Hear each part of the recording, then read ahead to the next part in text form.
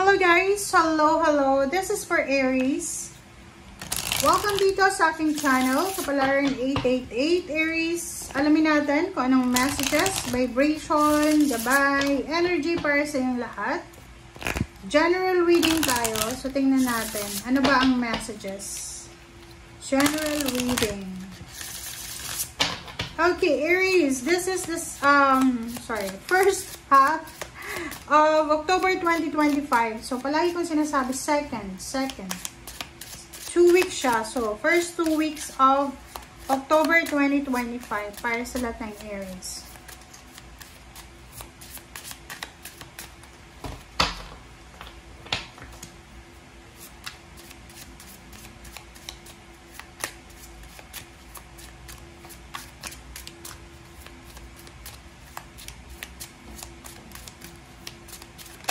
Okay. First card natin is Lady Bird. Okay, there's a lack, Aries.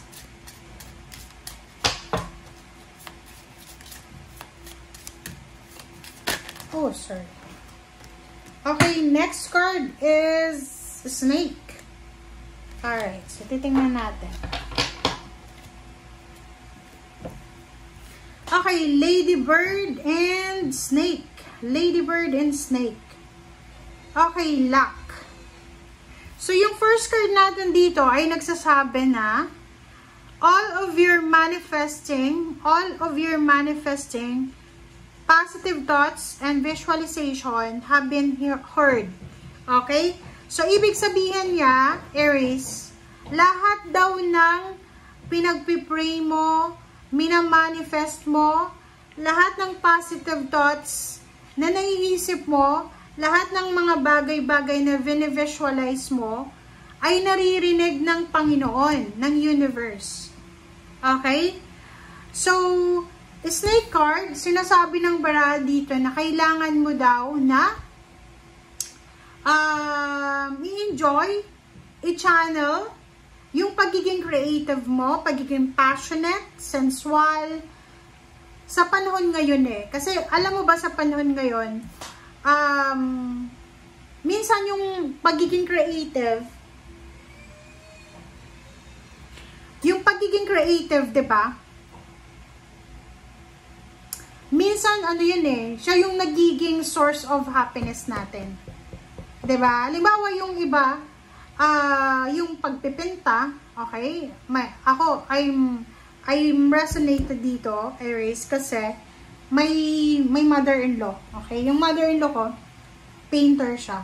Nagbe-paint siya ng mga, hindi siya yung sobrang sikat na painter, pero meron siyang gallery ba. Okay? And, pag siya nagbe-paint, as in 24 hours siya, nasa loob ng kanyang studio. Okay?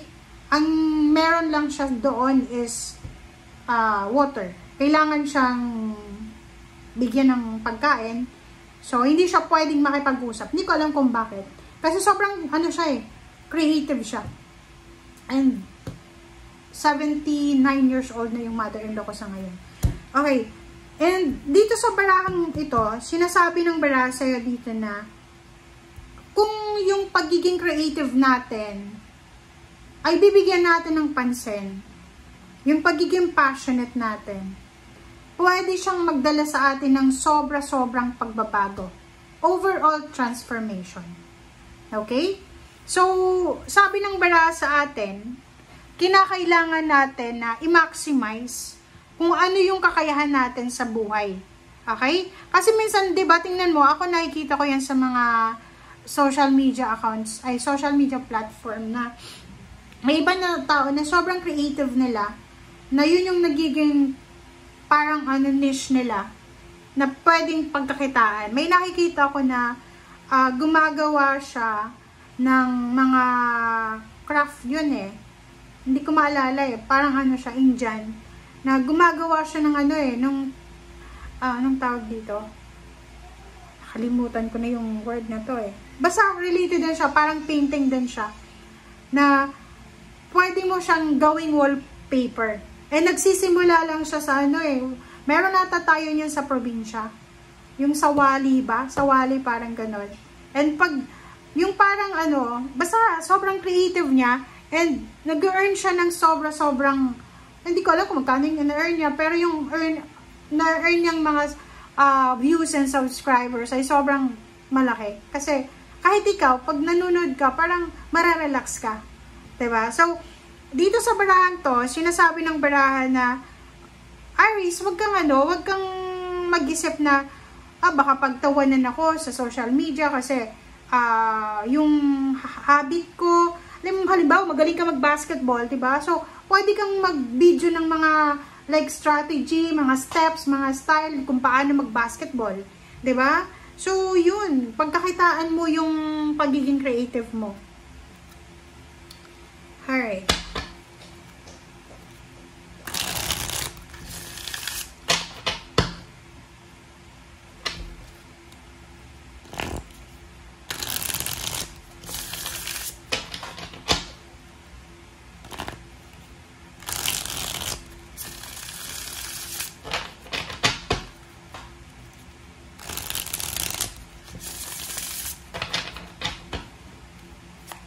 Okay, this is for love life. Tingnan natin kung anong messages, vibration, energy, gabay para sa lahat ng Aries. Okay, love life. Moon energy is amplifying the situation. OMG. So, in terms of relationship, if you're married to water sign, Pisces, Scorpion, Cancer, if you're married to Libra, Gemini, Aquarius, if you're married to Virgo, Capricorn, and Taurus. Basta hindi fire sign lahat ng zodiac sign, maliban sa fire sign, kung sila ay asawa mo, kung sila ay boyfriend, girlfriend nyo, you need to be careful Kasi, yung nangyayari sa buhay nyo ngayon ay sobrang negative Like for example, masyado kang madadala sa negativity ng karelasyon mo. Kasi parang nakikita ko sa kanya, na may pinupossess siya na negative energy. Like, naiinggit siya, nagsiselos, parang halimbawa na mahilig siyang mainggit, parang ganon. Mag-iingat ka kasi yung moon energy sa relationship nyo, yung emotion, sobrang toxic na pwedeng mag-amplify ng situation. Pwedeng mas lalong magbigay ng problema sa relationship na kailangan mong pag-ingatan. Okay?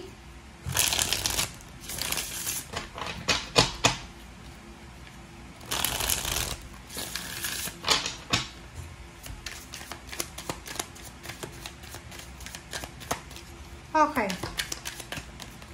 Aries. Wow. Okay, Aries. Queen of Wands. Passion. Diba? Kakasabi ko lang sa'yo. Yung pagiging passionate, pagiging creative mo, kung yan ay bibigyan mo ng focus, bibigyan mo ng 101% na energy, yan daw ang magiging katuparan ng pangarap mo sa buhay. Yan yung magsisilbing a stepping stone para sa'yo.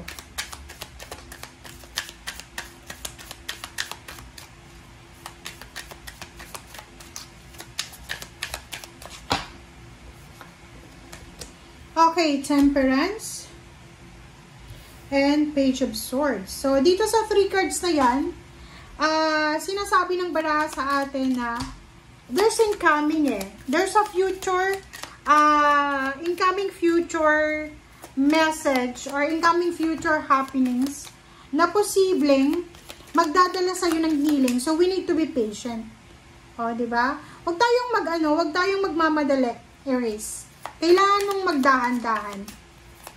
Kailangan mong maging patient.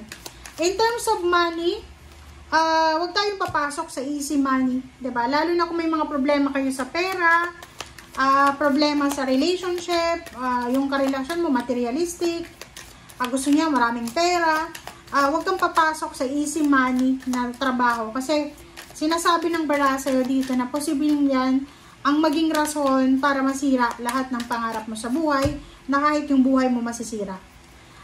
Knight of Wands and 5 of Pentacles, sinasabi ng baraha sa'yo dito na meron din dito na Aries na posibleng ikaw ay nagpaplano na magpatayo ng bahay.